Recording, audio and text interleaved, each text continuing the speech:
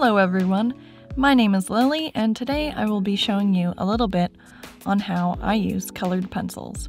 We'll be learning about which type of paper you should use, just exactly what blending is, and some techniques for blending. I will be using Prismacolor Premier colored pencils. These personally are my favorite colored pencils, but they're actually pretty pricey, so if you can't afford it, you can definitely use these techniques with Crayola colored pencils or other types of pencils, and they should work fairly well. They just might not be as easy to use because Prismacolors are just really soft. Not sponsored by Prismacolor or anyone, by the way, just to let you know. Alright, let's get started. First, let's learn a little bit about paper. So, every paper has an uneven surface, and it's called a tooth. Papers with more tooth are more textured, and papers with less tooth are smoother. When you color using colored pencils on any paper, the pencil lays on top of the tooth and has a hard time going into the paper and actually saturating it with color. Typically, papers with a heavier weight will have more tooth and will be more difficult to blend. Here I have two examples of papers to give you an idea of what paper weight and tooth looks like.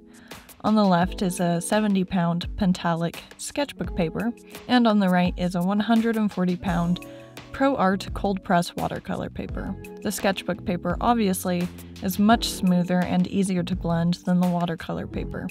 Here are 6 different papers with ascending paper weight, so it starts with 20 and it goes up to 140. As it progresses, the paper becomes thicker, heavier, and the tooth increases as well.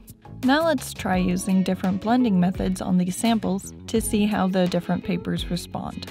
First, we have this 20-pound computer paper. I am using a Prismacolor Premier colorless blender for the first section, and these colorless blenders are super useful. I recommend anyone to pick one up, even if you don't use Prismacolor pencils. They work with basically any colored pencil.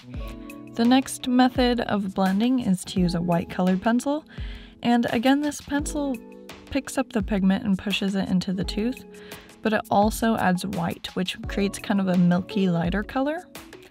And now I'm using isopropyl alcohol with a Q-tip, and the way that this blending method works is the solution breaks down the wax of the pencil, and it picks it up and it makes the pigment blend more like paint.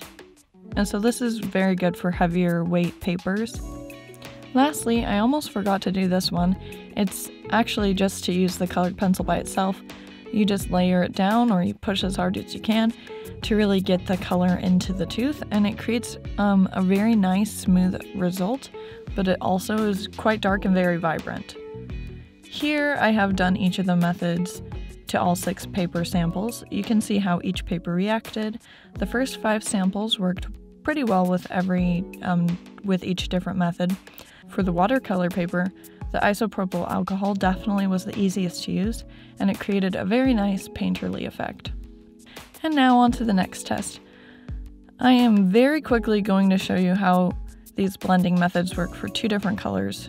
The first sample is straight colored pencil, and it's very saturated and also pretty dark. The colorless blender sample has a very nice vibrancy to it.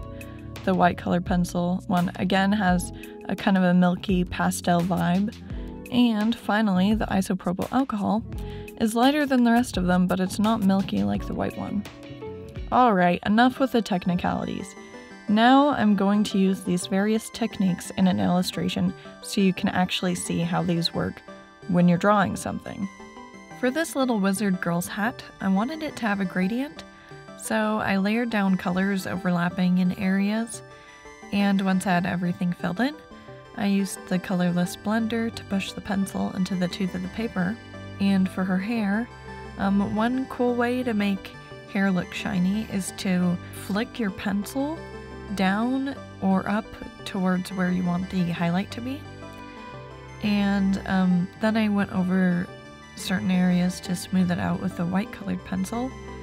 And for the skin, I added a base layer of peach, and I wanted her to have a paler skin tone, so I used the white color pencil on top of that to blend it out and make it more milky and white.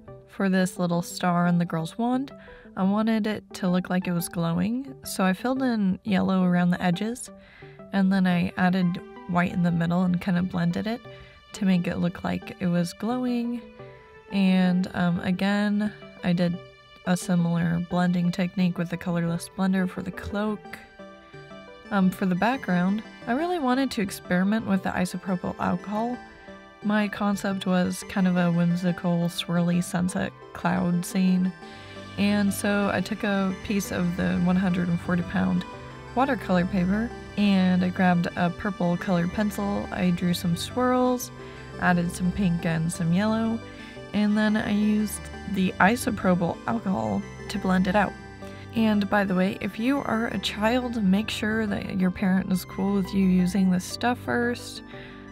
Also, make sure you have adequate airflow because this stuff is super stinky, and if you smell it too much, it makes you feel sick. Yeah, so I just added some yellow and blue in the sky, and then I was like, I need more clouds, and then I was like, I need more sky. And eventually I got to the point which I was alright with. Finally, I cut this little wizard girl out, and I glued her and her little sky whale down. And this is the final result.